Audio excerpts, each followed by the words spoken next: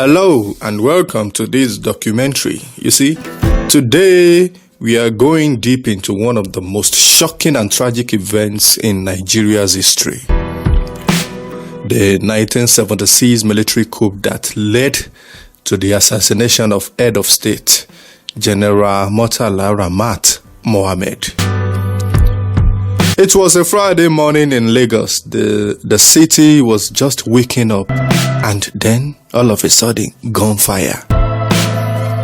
Nigeria's most popular leader at the time was ambushed and killed in broad daylight. But why? Who was behind it? And what happened next? So let's uncover the full story. The story of ambition, betrayal, and the nation on the edge. So before we talk about the coup, we need to understand the man at the center of it all.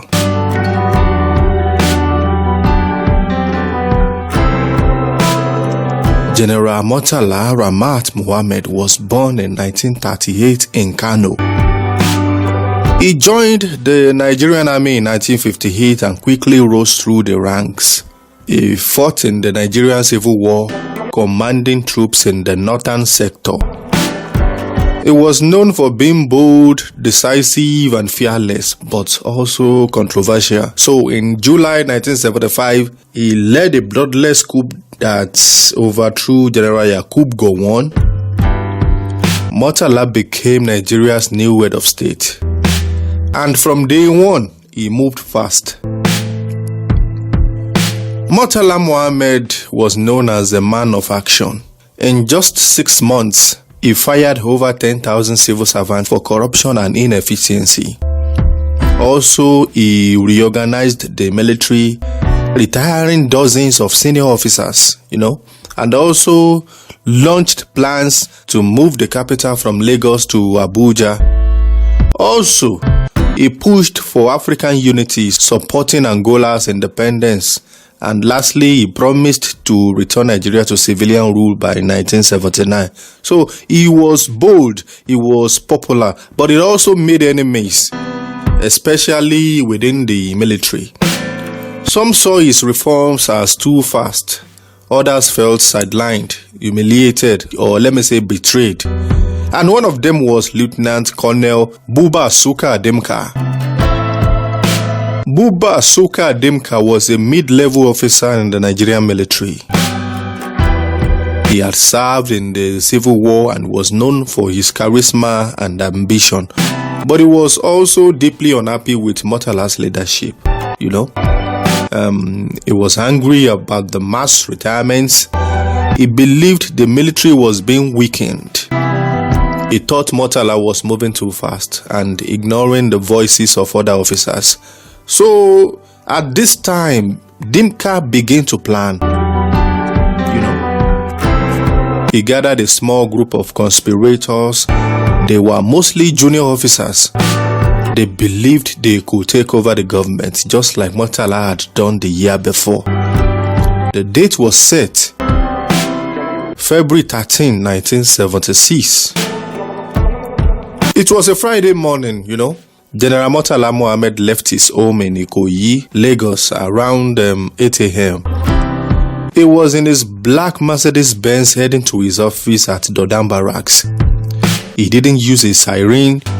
He didn't travel with a large convoy, just a few vehicles, No bulletproof car, no heavy security at the time. So at about 8:30 a.m., as his car stopped at a traffic light in Ikoyi Road, Dimka's men struck. Murtala, his aide-de-camp, Lieutenant Akintunde Akinshenyiwa, and his driver were all killed instantly. The car was riddled with bullets. The windshield shattered. The attack lasted only few minutes. Nigeria's head of state was dead. After the assassination, Dimka went on here. He took over Radio Nigeria and announced that the military had taken control. He accused Murtala of corruption, dictatorship, and betrayal. But the coup was already falling apart, Most of the military didn't support Dimka. Key commanders stayed loyal to the government. The Supreme Military Council quickly regrouped. General Olusegun Obasanjo, Murtala's deputy, took charge quickly. Within hours, loyal troops secured Lagos. The coup failed, but Dimka was on the run. For several days, Dimka disappeared. The government launched a massive manhunt. Roadblocks were set up. Soldiers searched homes, hotels, and forests. Finally, on March 6, 1976, Dimka was captured in eastern Nigeria.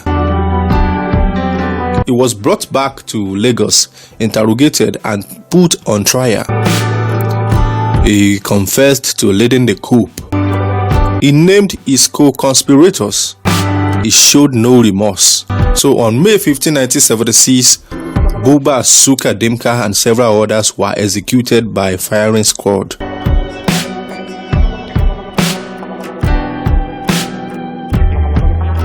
Murtala had been in power for just 200 days, but in that short time, he had become a symbol of hope, especially for young Nigerians, as at that time, his death left the country in mourning, but his legacy lives on.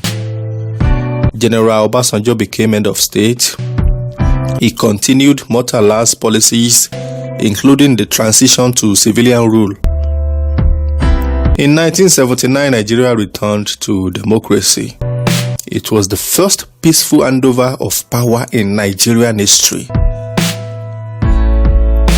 Obasanjo later said, "We must not allow the bullets of February 13 to destroy the dream of a better Nigeria." So why did the 1976 coup happen? It wasn't about just one man. It was about power, fear, and resentment. Some officers felt Murtala was too radical. Others were angry about being retired or sidelined. Some feared they would be next. So Dimka used these fears to build support, but he miscalculated. The army was tired of coups. The people wanted stability, and Murtala, despite his flaws, had won their trust.